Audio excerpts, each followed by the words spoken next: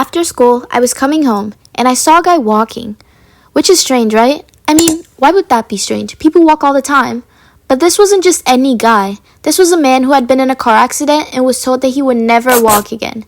And yet 6 months later, here he was, walking. After this, I got curious.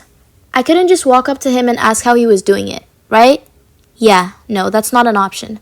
So I decided to figure it out myself. I started researching, and that's when I found out the answer to the mystery. It all came down to one thing: neuroplasticity. This is the brain's ability to change and adapt. In this man's case, after his accident, his brain had to figure out how to make his legs move again.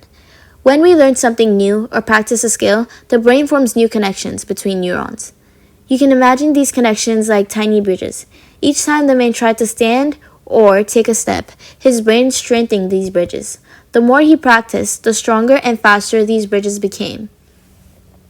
If he hadn't kept practicing, those bridges could have weakened, which is a process called synaptic pruning, which essentially means use it or lose it. You can see this idea in conditions like multiple sclerosis and amyotrophic lateral sclerosis. Here, we see a neuron undergoing regeneration under the influence of retinoic acid. The axon, once broken, extends forward at the tip. Tiny new branches sprout.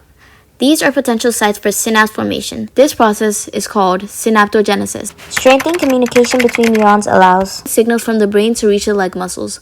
Areas of the brain that weren't originally responsible for walking, such as adjacent cortical regions, began to compensate for the damaged areas, which is a process called functional plasticity. Neurotransmitters like dopamine and glutamate act as chemical messengers, signaling which pathways to keep, strengthen, or let go.